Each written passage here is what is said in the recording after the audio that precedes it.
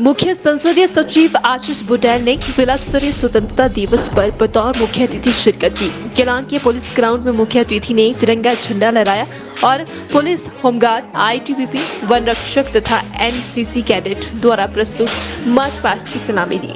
मुख्य अतिथि ने उपस्थित समूह को संबोधित करते हुए उन अमर शहीदों को याद किया जिन्होंने अपनी जान की आहुति देकर देश को हजारों साल की गुलामी से मुक्ति दिलाई। राज्य में लगभग 8,000 करोड़ रुपए का नुकसान का अनुमान है। लाहौल स्पीति में 108 करोड़ रुपए के नुकसान का अनुमान लगाया जा रहा है। प्रदेश में प्रभावित लोगों की सहायता के लिए आपदा राहत कोष 2023 बनाया गया है। मुझे ये कहते हुए खुशी होती है कि आपके जिले में इस आपदा के दौरान कोई भी कैजुअल्टी नहीं और साथ ही 72 घंटे के अंदर सभी मेजर रोड्स और सभी नेशनल हाईवे खोल दिए गए थे। और साथ ही क्योंकि मुझे इसलिए ये मालूम है क्योंकि मेरे विधानसभा क्षेत्र के कुछ लोग आपके इस इलाके में भेड़ पालक के रूप में काम करते हैं और वो लोग यहाँ पर फंस गए थे और मैं जिला प्रशासन को एक बार फिर बधाई देता हूँ जिन्होंने चंद्रताल, पिन वैली और आसपास के समुद्र टापू जैसे कठिन इलाकों में से उन लोगों को सुरक्षित बाहर निकाला है। और 800 के करीब जाने यहाँ पर बचाई गई, जिन लोगों को सुरक्षित निकाला गया उसके लिए मैं बधाई देता हूँ।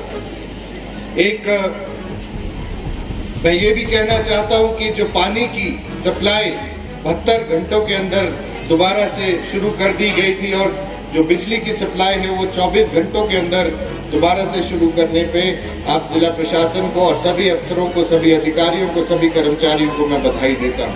कृषि और बागवानी योग्य भूमि में बाढ़ से गाद आने पर पहले लगभग 1400 रुपए प्रति बीघा मुआवजा दिया जाता था, परंतु इस दौरान ऐसी भूमि के लिए 5,000 रुपए प्रति बीघा की दर से राशि ये सरकार प्रदान कर रही है। कृषि और बागवानी योग्य भूमि को क्षति होने के पर पहले 3600 रुपए प्रति बीघा की आर्थिक सहायता दी जाती थी, परंतु इस दौरान 10,000 रुपए प्रति बीघा की दर से राहत दी जा रही है। प्राकृतिक आपदा में किसानों, बागवानों की फसल को नुकसान पर 2,000 रुपए प्रति बीघा की दर से राहत दी जा रही है। सरकार ने सत्ता संभालते ही अनाथ बच्चों को अपनाने का संकल्प किया। उन्होंने चिल्ड्रन ऑफ द स्टेट का उन्हें दर्जा दिया जिनके माता पिता नहीं, और मुख्यमंत्री सुखाश्रय योजना आरंभ की और मुख्यमंत्री सुखाश्रय कोष की स्थापना की। योजना के अंतर्गत अनाथ बच्चों को गुणात्मक शिक्षा, मार्गदर्शन, करियर परामर्श, वस्त्र भत्ता जैसी सुविधाएं दी जा रही हैं। त्योहारों पर भी इन बच्चों को 500 रुपए की धनराशि दी जाती है। इसके अलावा गांधी महिला सम्मान निधि योजना इसी जिले से शुरू होने जा रही है, इसके लिए मैं आपको बधाई देता हूँ। हिमाचल प्रदेश ने अस्तित्व में आने के बाद विकास के विभिन्न क्षेत्रों में अभूतपूर्व प्रगति की है। जिला लाहौल एवं स्पीति की बात करें तो हमारा ये जनजातीय जिला भी विकास की दृष्टि से पीछे नहीं तथा प्रदेश सरकार यहाँ के विकास के लिए निरंतर गतिशील है। जनजातीय क्षेत्रों का सम्मान और संतुलित विकास तथा जनजातीय लोगों का कल्याण प्रदेश सरकार की सर्वोच्च प्राथमिकता है। चालू वित्तीय वर्ष में जनजातीय विकास के तहत 857 करोड़ रुपए का प्रावधान किया गया है। इसके अतिरिक्त जनजातीय विकास कार्यक्रम के अंतर्गत केंद्रीय योजनाओं में 335 करोड़ रुपए व्यय होने जा रहे हैं। चालू वित्त वर्ष में जिला लाहौल मंडल के लिए जनजातीय उप योजना के अंतर्गत 56 करोड़ 21 लाख रुपए तथा स्पीति उपमंडल के लिए 48 करोड़ 22 लाख रुपए का बजट का प्रावधान किया गया है।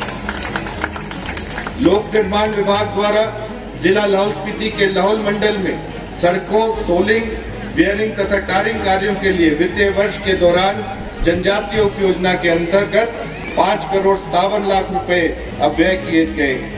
इसके अतिरिक्त गाँव जसरत तथा तायुल को नई मोटर योग्य सड़क सुविधा से जोड़ा गया है। लाहौल घाटी में किसानों की आर्थिकी मुख्य तौर पर कृषि पर आधारित है। जिले के किसानों के लिए 600 क्विंटल मटर का बीज उपदान में वितरित कर 952 किसानों को लाभान्वित किया गया। जिला में किसानों को सिंचाई योजना के अंतर्गत 21.2 हेक्टेयर भूमि को सिंचाई सुविधा से जोड़कर 39 किसानों को लाभान्वित किया गया है। इसके अतिरिक्त जिला के किसानों को 460 क्विंटल आलू बीज तैयार करके 222 किसानों को ब्रीडर सीड दिया गया है, जिसकी पैदावार को प्रदेश के किसानों को बीज के रूप में उपलब्ध करवाया जाएगा। पिता ही सरकार ही है। विधवाओं और एकल नारियों की मुश्किलों को समझते हुए सरकार ने मुख्यमंत्री विधवा एवं एकल नारी आवास योजना शुरू की है। योजना के तहत इस वर्ष 7,000 ऐसी महिलाओं को मकान बनाने के लिए प्रति महिला 1.5 लाख रुपए की सहायता दी जाएगी। के अंतर्गत जिला के स्पीति खंड की 18 से 60 वर्ष की आयु की ऐसी महिलाओं जिनकी आय का कोई स्रोत नहीं और इन महिलाओं को सरकार 1,500 रुपए प्रति माह देने के लिए वचनबद्ध है। बेटी है अनमोल योजना के अंतर्गत गरीबी रेखा के नीचे रहने वाले परिवारों में जन्मी बेटियों को शिक्षा के लिए प्रोत्साहन हेतु 21,000 रुपए की धनराशि प्रदान की जा रही है। मुख्यमंत्री शगुन योजना के अंतर्गत बीपीएल परिवारों को बेटी की शादी के समय वित्तीय सहायता के रूप में 31,000 रुपए की धनराशि प्रदान की जा रही है। विधवा पुनर्विवाह योजना के माध्यम से विधवा महिलाओं को 65,000 रुपए की धनराशि प्रदान की जा रही है। की घड़ी में जो मुख्य भूमिका आपके जिला प्रशासन और आपके यहाँ के प्रबुद्ध जनता ने निभाई है, उसके लिए मैं एक बार पुनः उनको बधाई भी देता और उनका धन्यवाद करना चाहूंगा।